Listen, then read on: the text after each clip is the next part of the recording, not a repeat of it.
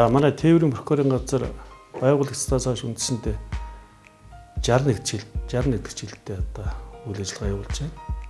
За тээврийн прокурорын газар байгуулагдсан үеэс эхлээл одоо нийслэлийн 6 төвийн 6 дүүргийн зам тээврийн ослын хэрэг одоо түүний одоо хэрэг бүртгэлд мөрдөн байцаах ажиллагаанд хяналт тавьдаг. За мөн төмөр зумын одоо байгууллагуудад гарсан гэмтрийг төмөр зумын цагдаагийн хэлтээс хяналт тавьдаг. Түүний дагуу бас прокурор ус хяналт авч ажиллана. Мөн иргэний нисхийн одоо газарт гарсан зарим одоо гэмтргүүдийг бол бас хариал хяналт тавьдаг тийм байгууллага байна. За тээврийн прокурор байгууллага үүсчихнээс хойш өнөө хүртэл одоо зам тээврийн ослог гэмтрээс урьдчилан зэрэглэлээр одоо байнга одоо сэрэмжлүүлэг урьдчилан зэрэглэлээр яриа таниулга за гэмтрийн урьдчилан зэрэглэх чиглэлээр бас угуулгын сурталчилгаа олон төрлийн ажлуудыг зохиож ажиллаж ирсэн.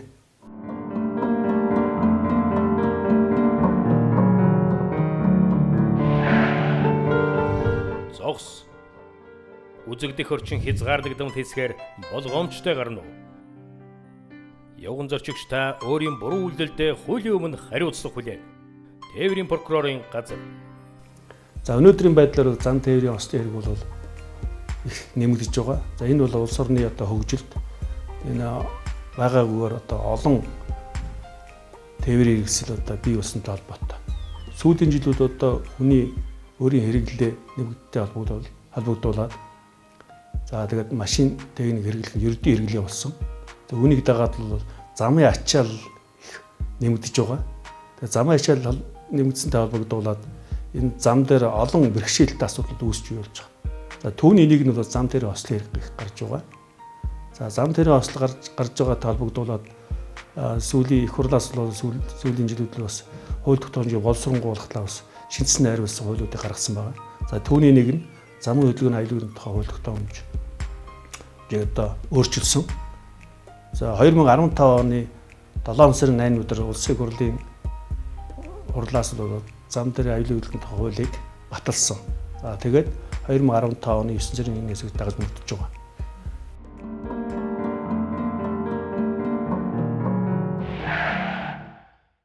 Зам дээр ослол гаргаад одоо уг хүнд тийм ээ очруулсан хохирол нь одоо хохирлын шин чанараа ялгаатай байна шүү дээ.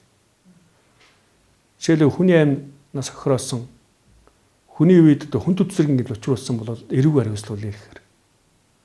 За бусдын одоо эд хөрөнгө болон бусдын тээврийн хэсэлд одоо үүлэм хэмжээний хохирол очруулсан бол эрүүг хариуцлага үлээх. Тэгэхээр энэ хохирол очруулсан хохирлынхаа хэмжээгээр шин чанаараас хамаарч эрүүгийн хариуцлага үлээх үү, захиргааны хариуцлага үлээх үү гэдгийг шийдвэрлэдэг. Тэгэхээр замын хөдөлгөөний аюулгүй хөдөлгөөний хууль тогтоомж гэдэг юу орох вэ гэхээр замын хөдөлгөөний аюулгүй хөдөлгөөний хууль, замын хөдөлгөөний дүрм энэ хоёр хамаарч байгаа. Энэ хоёр нийлээд замын хөдөлгөөний аюулгүй хөдөлгөөний хууль тогтоомж гэж юм хамаарат. Хууль тогтоомж өртсөн гэж. Тэгэхээр эрүүгийн хуулийн тусгай ангийн 24 дугаар зүйлд бол замын хөдөлгөөний аюулгүй хөдөлгөөний хууль тогтоомж өртсөнд эрүүг хариуцлага үлээх бас тодорхойлцсон. Тэр нь ялгаатай. Тэгэхээр одоо өнөөдрийн замын хөдөлгөөний аюулгүй хөдөлгөөний хууль мөрдөгдөд 8 сар гаруй хугацаа өнгөрч байна.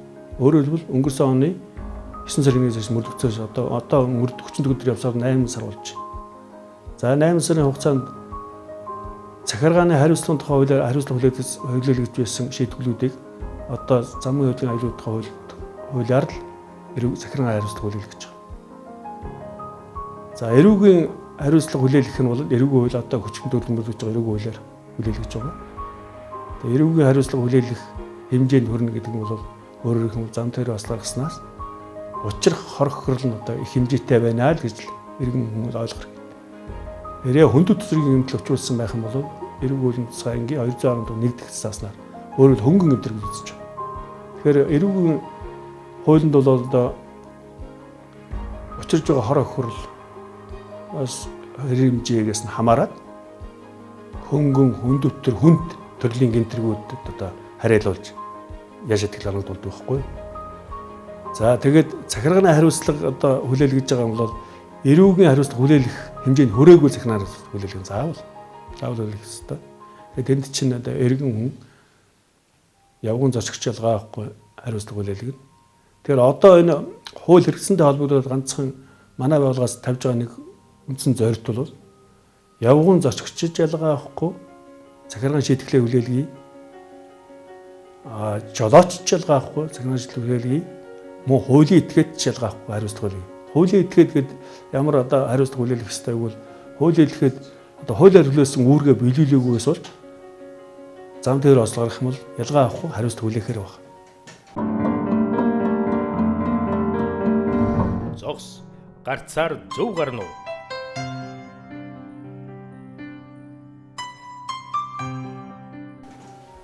Одоо нийтийн тээврийн үйлчлэгээ явуулж байгаа автобус компаниуд байна. Энэ компаниуд бол одоо компаниуд захиргааны шийтгэл хүлээлгдэг. Өөрөөр хэлэх юм бол одоо бүрэн бус тээврийн хэрэгслийг одоо зам хөдөлгөөнд орцуулснаас болоод зам дээр ослог гаргаад уг зам дээр ослно захиргааны шийдвэрийг хүлээлгэх хэмжээ орохирлол учирсан байх юм бол мөн жолоочд хариуцлага хүлээлгээс гадна мөн аж ахуйн нэгж байгууллагад хариуцлага хүлээлгэх. Гэхдээ аж ахуйн нэгж хүлээлгэх хариуцлагын хэмжээ нь бол эргэн хүнд хүлээлгэх хариуцлагаас арай өндөр байна. Хөдөлмөрөөсөө доод хэмжээ дор хаяж нэгээс одоо 10 дахин чихийн хэмжээгээр ингээд нэмэгдүүлэхээр ингээд торгуулийн хэмжээ нь өндөрсөн явчихж байгаа. За эргэн үеийнх бол арай харьцангуй багаар хууль тодорхойл заасан байгаа. За эрх хасах бол ялгаа авахгүй хуучин захиргааны хариуцлага болгоо эрх хасчаасаа хэмжээ нь яг адилхан байгаа. Эрхийг бол 6 сараас дээш одоо хугацаагаар эрхийг хасч байгаа. 2 жил хугацаагаар эрхийг хасч байгаа. За энэ захиргааны шийтгэл гэж байгаа эрх хасах нэг өөр байгаа. Дээрээс нь эрүүгийн ял шийтгэл хүлээлгэхийн явцад бас зам тээврийн жолоод эрхийг бас хасж байгаа бас. Тэр нь эрүүгийн ялын одоо давхар нэмэгдэл хэлбэрээр бас хэрэгжилж явж байгаа. Тэгэхээр энэ эрх хасах ялыг бол тийм ээ. Нэгдүгээр эрүүгийн журам бол ял болж явна. Зүгээр зам хөдөлгөөний аюулгүй хуулиар хүлээлгэж байгаа нь бол захиргааны шийтгэл болж байгаа. Ийм ялгаатай юм байна. За явган зорчигчийг өнөөдөр бас арга хэмжээгээ тооцох би одоо хууль нэгэнд хэрэгжиж байгаа учраас явган зорчигчд хариуцлага тооцох жоохон зүйтэй. Тэр явганы буруутай үйл ажиллагаанаас болоод зам дээр олгосон бол тэр явган зорчигчд захиргааны шийдвэрийг хүлээлгэхээс гадна түүнээс үүдэн гарсан хор охирлыг бас хариуцах ёстой. Мөн эрүүгийн хуульд ялгаа авахгүй явган зорчигчдаа буруутаас болоод тэгээд зам дээр ослоо гараад гаргасан бол түүнээс гарах үр дагаврын хохирдог болсон. Тэг явган зорчигч хариуцах.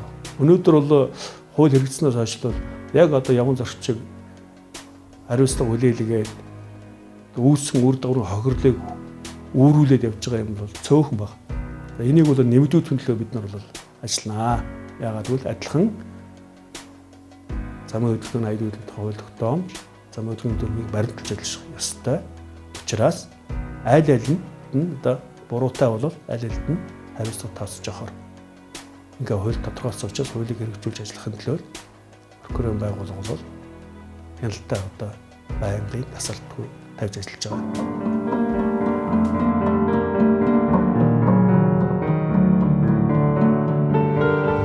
Зогс үзэгдэх орчин хязгаарлагдсан хэсгээр болгоомжтой гарна уу? Явган зорчигч та өөрийн буруу үйлдэлдээ хуулийн өмнө хариуцлага хүлээн. Тээврийн прокурорын газар. Хөнгөн төрлийн гэмтрэг үйлдсэн, зам дээр бас хөнгөн төрлийн гэмтрэг үйлдсэн этгээд байна шүү дээ. Тэр бол одоо учирсан хохирлыг сайн дараа төлж багтуулсан бол хэрэг нь бүр хэрэгсэхгүй болгож байгаа. Өөрөөр хэлбэл эрүүгийн хариуцлагаас чөлөөлж шүү дээ. Ягаад бол хохирогч учирсан хохирлыг бүрэн төлсөн хохирогч ялагдчихсан сайн дараа эвлэрсэн бол эрүүгийн хариуцлагыг чөлөөж болно гэдэг эрүүгийн хуулийн 72 дугаар зүйл заасан. Тэгэхээр яг тэр утгаар нь бол бас чөлөөж болж байгаа. Тэгэхээр бол одоо хохир төлбөрийг нэн дээр багтуулах юм бол өнгөрүүлэн үзэх ял шийтгэхээс одоо хөнгөн төрлийн гэмтрэг бол одоо ял шийтгэл хүлээлгэхгүй байж болно гэсэн тийм хуулийн залдаа байгаа учраас тэрийг бас манай прокурор хэрэгжилж байгаа. Зогс та хүүхэдтэй зөв үлгэр. Явган зорчигч та өөрийн буруу үйлдэлдээ хуулийн өмнө хариуцлага хүлээн. Тээврийн прокурорын газар.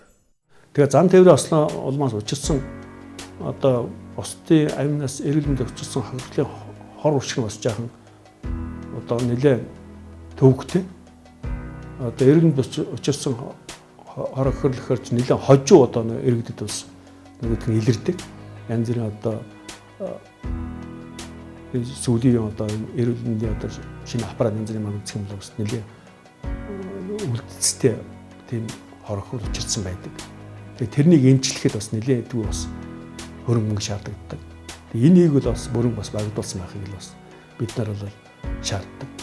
Би иргэн гээд сая ирчлээ, байгууллага хэлчлээ. Одоо дээрээс нь энэ замын байгууламж ус эдрэг явдал байна. Одоо энэ зайхан замууд бий болоод шүү дээ. Энэ замуудыг чинь эвдэлж байна. Тэгээ зам эвдэрсэн бол тэрнийг хоглог бас буруу тэтгүүлэх хэрэгтэй. Замын байгууламж очоод одоо гэрлийн шом өрөх жишээтэй эсвэл замын гашлахыг эвдэх жишээтэй зам дээр байгаа өөр одоо ямар байгууламж тэрийг одоо зам дээр басрахтаа эвддэг. Тэгээ энийг бол охирлог бас буруутан хариуцах хэрэгтэй.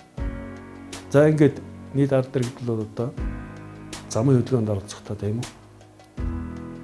Замын хөдөлгөөний аюултай хууль одоо хэрэгжээд 8 сар болж энэ хуулийн заалтыг дээрээс нь замын хөдөлгөөний дүрмийг ягштал биелүүлж соёлтой одоо харьцаатай оролцож замын хөдөлгөөнд оролцох юм бол одоо зам дээр бас бол багаснаа.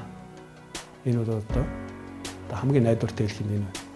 Хин эргэн хүн өөрийнхөө үүргийг биелүүлээд, жолооч өөрийнхөө үүргийг биелүүлээд ингээл замын хөдөлгөөнд оролцох юм бол замын хөдөлгөөний осол гарахгүй байх.